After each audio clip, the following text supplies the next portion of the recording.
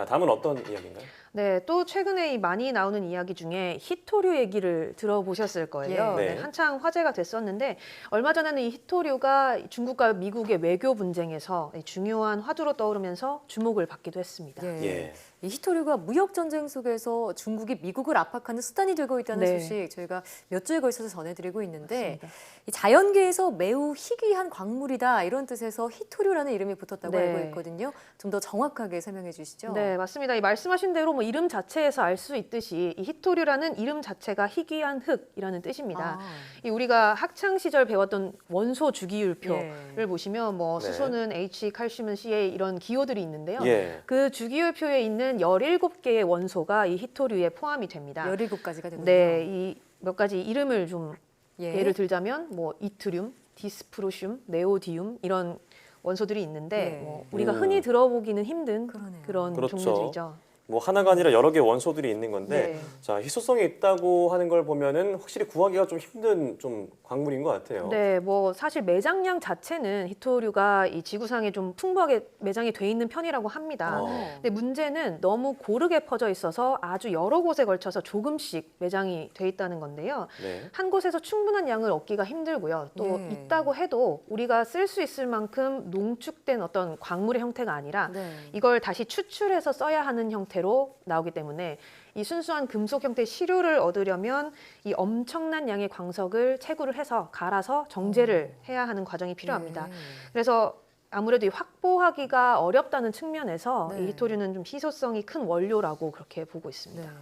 자, 그런 히토류 생산량의 대부분을 차지하고 있는 중국이 수출 금지 카드를 만지작거리니까 미국뿐만이 아니라 전 세계가 함께 긴장하고 그렇죠. 있는 모습인데요. 네. 네. 대체 히토류가 얼마나 가치 있는 자원이길래 그런 걸까요? 이 한마디로 히토류를 첨단 산업의 비타민이다 이렇게 말한다고 합니다. 네. 우리가 이 생명 유지를 위해서는 비타민을 많이 섭취할 필요는 없지만 필수죠. 일정량을 그렇죠. 꾸준히 섭취를 해야 되잖아요. 네. 마찬가지로 히토류도 아주 적은 양을 사용해도 되지만 이 첨단 산업에 안 쓰이는 곳이 거의 없을 정도로 필요한 존재입니다. 실제로 이 우리 생활 속에서도 히토류가 많이 쓰이고 있습니다. 네. 스마트폰이 대표적으로 뭐 부품이라던가 뭐 디스플레이에 히토류가 들어가 있고요. 또 TV나 스마트폰에 들어가는 뭐 LCD, LED에도 이 히토류가 쓰이고 있습니다. 또 뭐 카메라 렌즈라든가 형광등, 뭐 어떤 수술용품 이런 종류에도 원료로서 아주 적은 양의 히토류가 쓰이고 있습니다. 네. 뭐 적은 양이지만 정말 다양하게 쓰이고 있는데 네. 이렇게 히토류가 쓰이고 있는 그런 이유가 있을까요? 네, 히토류가 일단은 화학적으로 굉장히 안정된 구조를 가지고 있어요. 또 네. 이 건조한 곳에서도 잘 견딜 만큼 내구성이 아주 강하고 네. 가장 중요한 건 열 전도율이 굉장히 높습니다. 그래서 이 특히 전자기기의 성능을 높이는 데는 아주 적은 양만 써도 큰 역할을 할 수가 있는데요. 네. 예를 들자면 이 히토류의 하나인 네오디뮴을 이 자석에 넣으면 자력이 10배 강해집니다. 그러니까 이 전자제품에 들어가는 자석 크기를 10배 이상 줄여도 성능은 그대로 유지가 되는 거죠. 예. 또 요즘에 우리가 광섬유 많이 사용을 하는데요. 이 광섬유에 히토류를 조금만 넣으면 빛 손실률이 1%까지도 줄어든다고 합니다. 그러니까 아무래도 뭐 활용도에 비해서는 굉장히 적은 양만 써도 되기 때문에 네. 효율이 높다고 볼 수 있겠죠. 그러니까 들어가는 양에 비해서 성능이 월등하게 좋아지니까 당연히 중요한 자원이 될 수밖에 없겠어요. 네, 맞습니다. 뭐 미래 기술이라고 불리는 우리가 뭐 전기 자동차라던가 네. 뭐 신재생 에너지 개발에도 히토류가 반드시 필요하고요.